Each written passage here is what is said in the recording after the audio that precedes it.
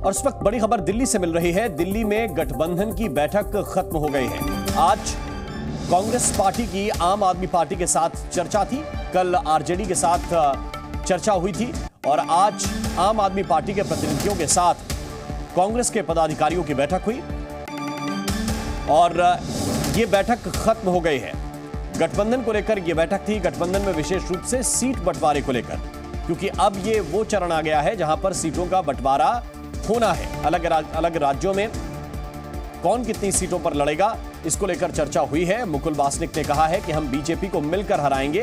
उन्होंने कहा बहुत ही अच्छे माहौल में चर्चा हुई है। तो दिल्ली में गठबंधन की बैठक खत्म हो गई है और प्रतिनिधियों की जो बैठक थी आम आदमी पार्टी और कांग्रेस के, उनकी बैठक के बाद मुकुल वासनिक का बयान आया। उन्होंने कहा कि बहुत ही अच्छे माहौल में बातचीत हुई है, हम मिलकर बीजेपी को टक्कर देंगे। बेहतरीन ढंग से हम मिलकर चुनाव लड़ने का फैसला ये पहले ही हो चुका है। सर, दिल्ली और पंजाब, भारतीय राष्ट्रीय कांग्रेस और आम आदमी पार्टी ये इंडिया का एक बहुत एक मजबूत हिस्सा है, महत्वपूर्ण हिस्सा है और हम मिलकर चुनाव लड़ेंगे और हम भारतीय जनता पार्टी को शिकस्त देंगे। इस तरह से हम तैयारी के साथ चुनाव लड़ेंगे। तो अच्छे माहौल में बातचीत हुई है। उन्होंने कहा गठबंधन का फैसला तो पहले ही हो चुका है, अब सीटों के बंटवारे पर बात हुई है। उन्होंने कहा कि हम बीजेपी को मिलकर हराएंगे।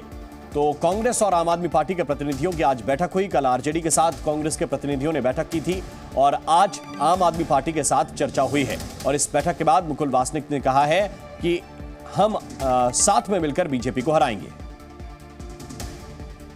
और कांग्रेस नेता संदीप दीक्षित ने कहा है कि इंडिया गठबंधन पूरी मजबूती के साथ लड़ेगा। वहीं केंद्रीय मंत्री गिरिराज सिंह ने निशाना साधते हुए कहा कि गठबंधन पूरी तरह स्वार्थ पर बना हुआ है, सफल नहीं होगा।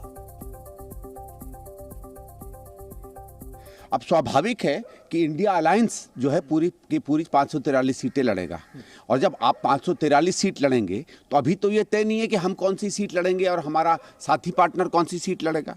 तो अगर कांग्रेस अपने आप को तैयारी नहीं करती है तो जहां हम लड़ रहे हैं वहां हम कैसे तैयार रहेंगे, और जहां अगर कोई और पार्टी लड़ रही है तो चाहे हमारा योगदान उसमें 50% हो, चाहे 80% हो, चाहे 5% हो, वो योगदान हम कैसे दे पाएंगे अगर हम तैयार नहीं होंगे।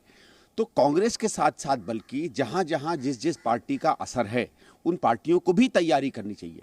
अगर खड़गे साहब का ये ऐलान करना कि 540 सीटों पर हम अपने आप, और स्वाभाविक है हम अपने आप को सशक्त करेंगे, 4 सीट दे या 14 सीट दे बिहार में कांग्रेस को, मैं इतना जानता हूं कि स्वार्थों के आधार पर ये गठबंधन है।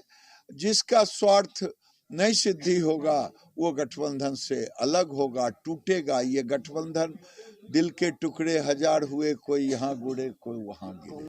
तो कांग्रेस कह रही है कि गठबंधन बहुत ही मजबूती के साथ लड़ेगा। सभी 543 सीटों पर बात बन रही है और इसके बाद हम मजबूती के साथ इस चुनाव में उतरेंगे। वहीं बीजेपी का कहना है कि यह स्वार्थ से बना हुआ गठबंधन है और इसलिए जहां भी स्वार्थ सिद्धि नहीं होगी वहां से गठबंधन में दरार पड़ेगी, यह गठबंधन टूट जाएगा। लेकिन इन सबके बीच आम आदमी पार्टी और कांग्रेस के बीच बैठक हुई है और इस बैठक के बाद मुकुल वासनिक ने कहा कि हम बीजेपी को मिलकर हराएंगे। बहुत ही अच्छे माहौल में बातचीत हुई है। दिल्ली में गठबंधन की बैठक अभी कुछ ही देर पहले खत्म हुई है। आज आम आदमी पार्टी के प्रतिनिधियों के साथ कांग्रेस की चर्चा थी।